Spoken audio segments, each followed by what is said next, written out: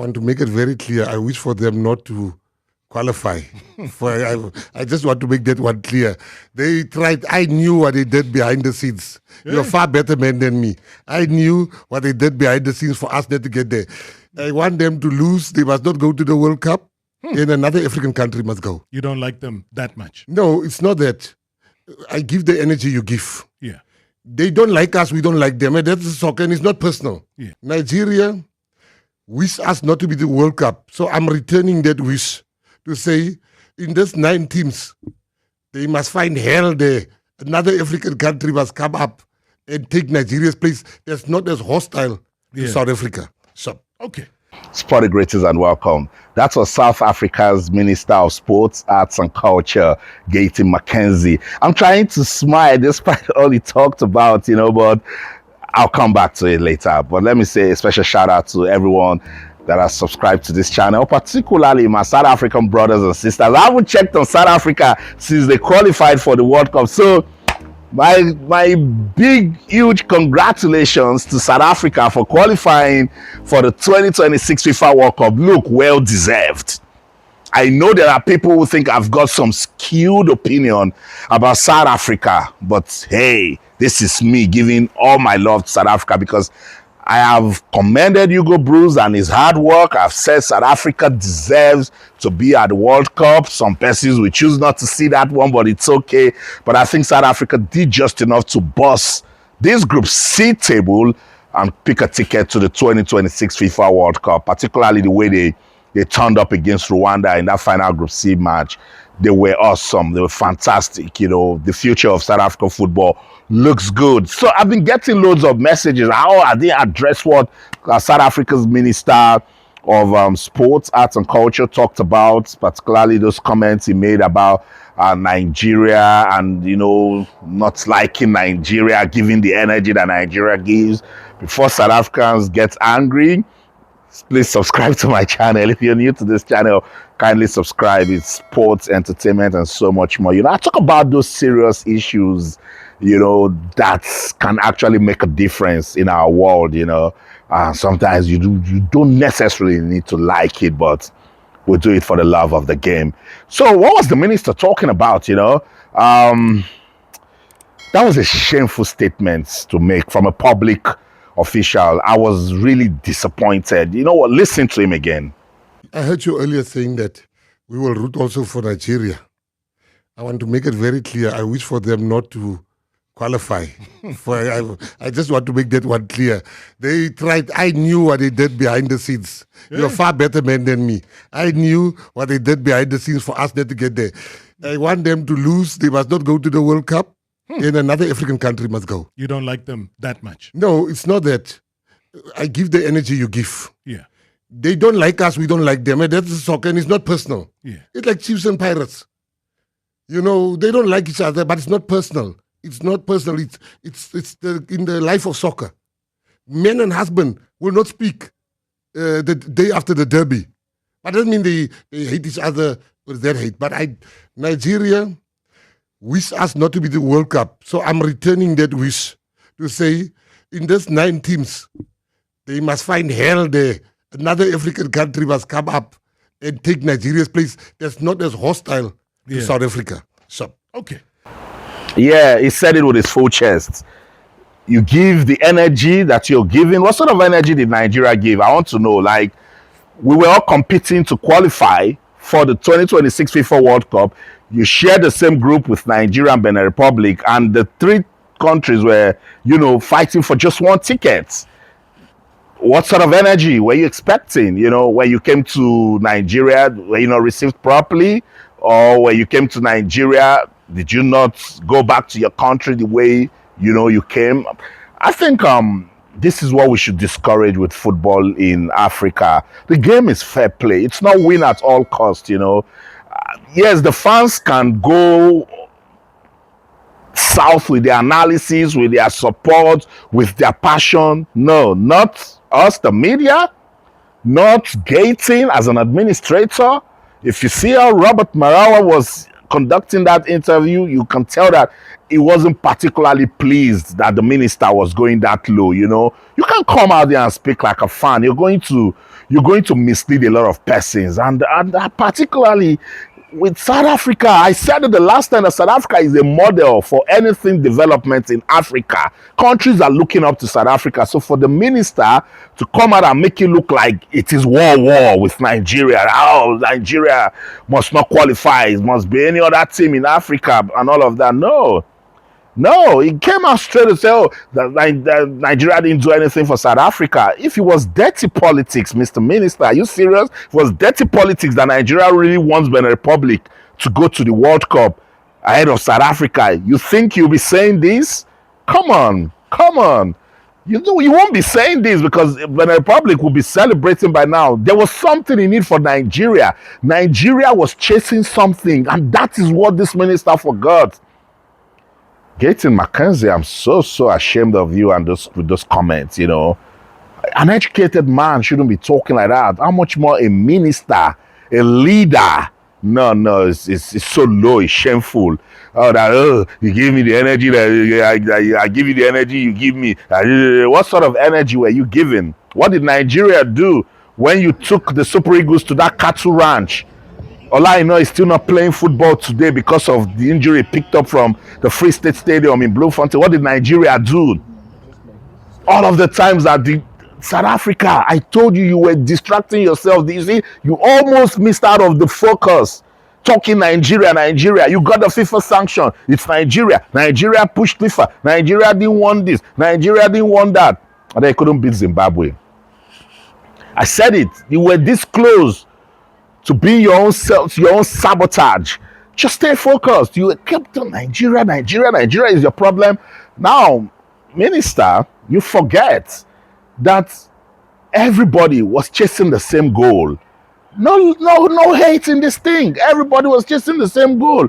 And you have to be careful with the way you jump on social media. It's not data mining. If you go listen to what Nigerian football fans are saying, if you go listen to what Benin Republic fans are saying, and then as a leader, you just consume it that way, and then you interpret it the way you want to and bring it out there and you are pumping hate.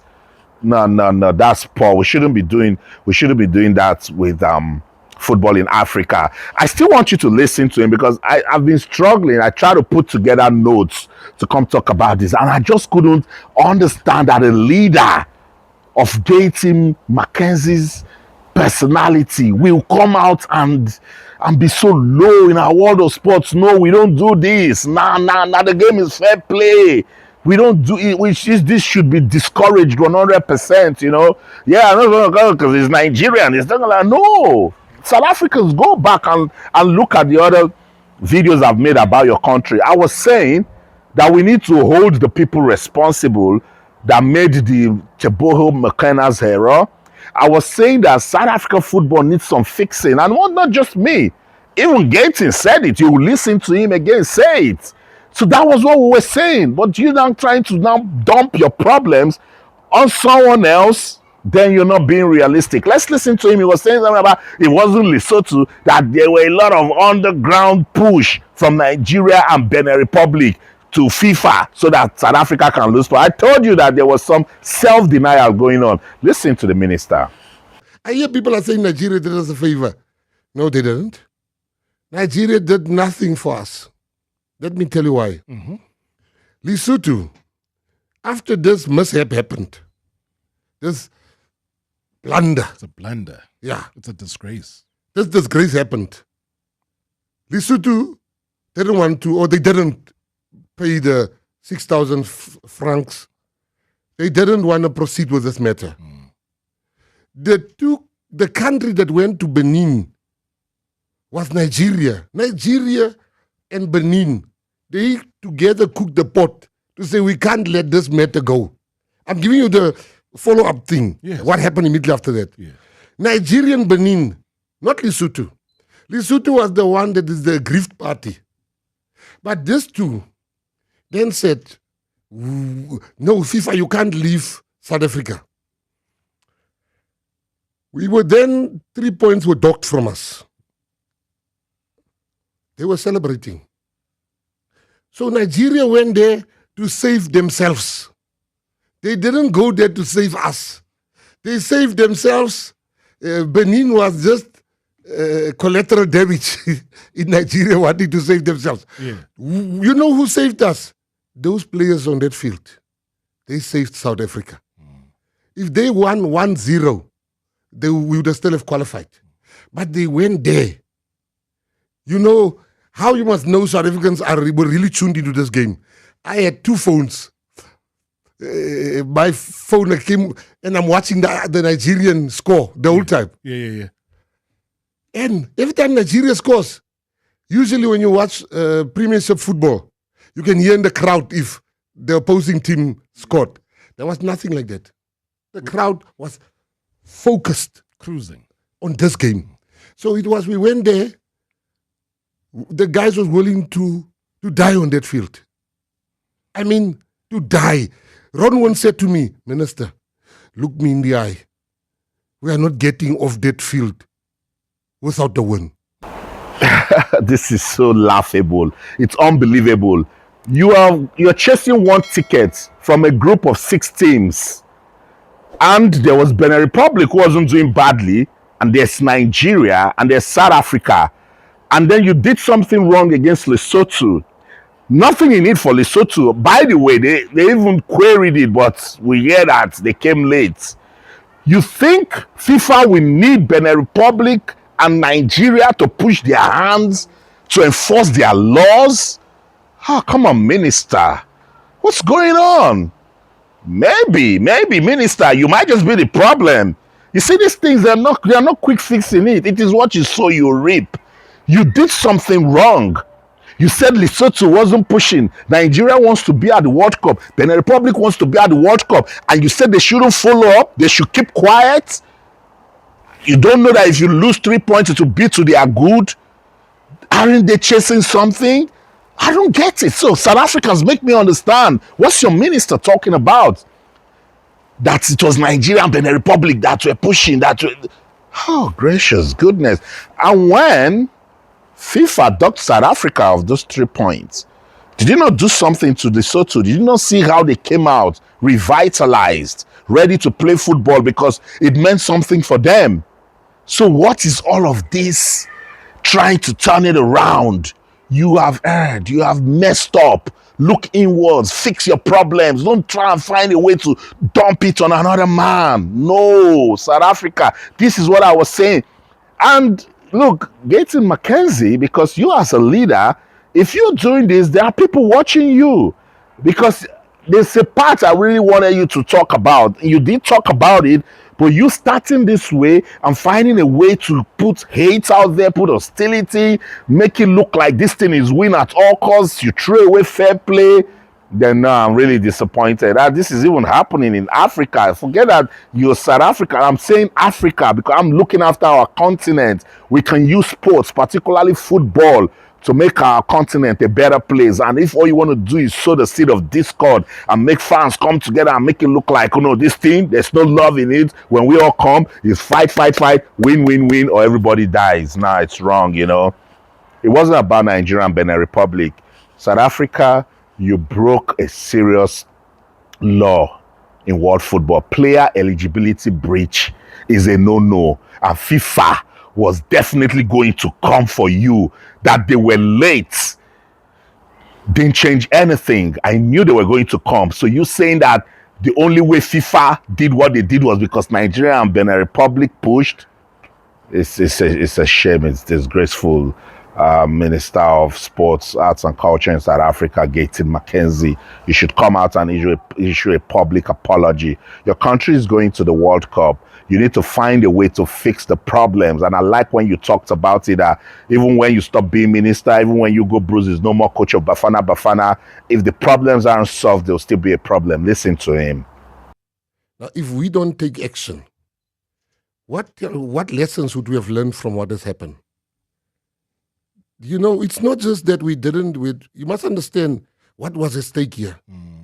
Everyone in the World Cup is going to get a new contract. All the players that has never played in a World Cup, which is all of them there. This would have been the one opportunity they would have missed. So what I'm doing is, I was a bit strategic in how I handle this matter. The coach said, no, leave this issue. I'm not going to leave the issue, number one. That I can't do. I'm not allowed to leave the matter, even if I want to. But they haven't sent you a report yet, have they? Pardon? Have they sent you a report? I told them not to send me a report. Okay. What I did is I'm doing it very strategically. Because there is this little big issue that they don't want government's interference in soccer. Sure. Yeah. So what I've done, a letter is going to, I think it's out already, it's going to FIFA and to CAF to inform them about our action. And then we must investigate. How would we know that somebody was not paid to do that? That's a possibility. And I'm not saying... An external influence. How would you know? Because there was no investigation. And I'm not even casting aspersions on no one. Sure. How would you know that someone comes and say, feel this player? You never know those things. What I'm saying is that under my ministry and my rule, this matter will not be swept under the carpet. I'm going to bring out a statement tomorrow to tell people what we've done, how far. We said it's starting today, which is Wednesday. We started, we said we met. And we must investigate this matter. And whoever is responsible must face the full might of the law. This is not about I like you and you like me. Do you understand all the people that called me today like, let's leave it, we've qualified?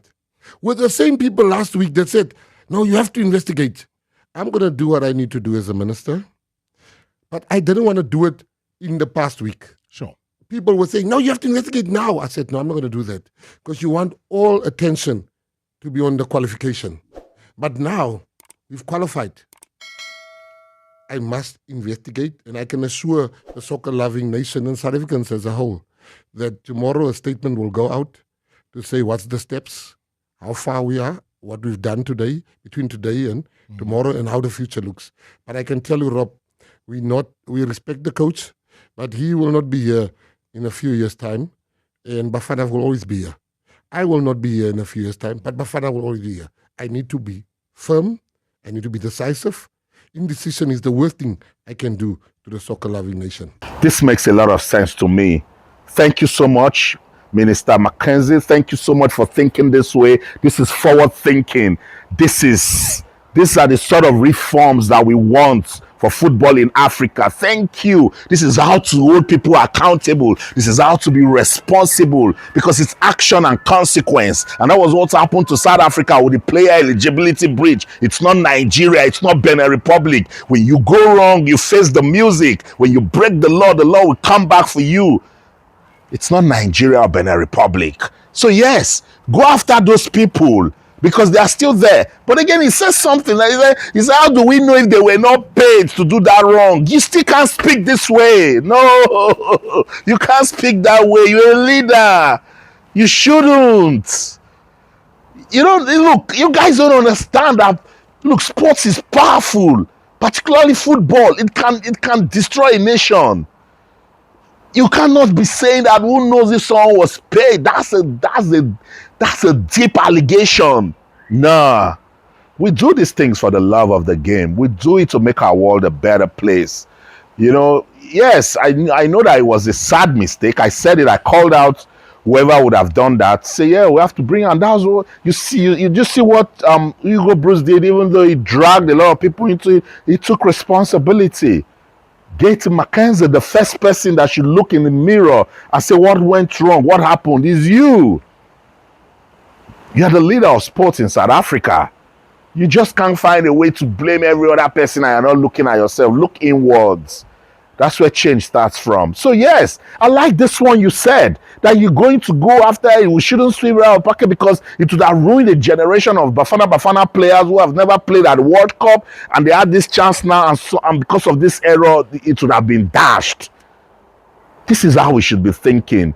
Don't let any other thing block your reasoning, your imaginative capacity to make this world a better place. Don't let anything impede that. So this was very difficult for me to come talk about, because I've been looking at it for almost 1 week, and I said, how am I going to address it? But every time I listen to that interview, something is just saying, go out there, speak to the world, let them know that it's never win at all costs. There are always lessons when you don't win in sports. Nigeria is going to the playoffs, and they're going to do their best to see if they can qualify. If they don't qualify, nobody dies. Either they learn the lesson or they go around again in the next 4 years and still face the music. They didn't qualify for the last World Cup, and they are here where they are today again. So there are definitely lessons in it. So South Africa, it's all love. It's all love. I know there are some subscribers on my channel who said, well done, thank you, Nigeria will support you now, you did what you need to do. But Gayton McKenzie, you coming out to make it look like there were a lot of power play behind the scenes that wanted to pull South Africa down. I said, if you think that there were this sort of power play, do you think Nigeria will not look away and allow Benin Republic beat them? Who is going to blink?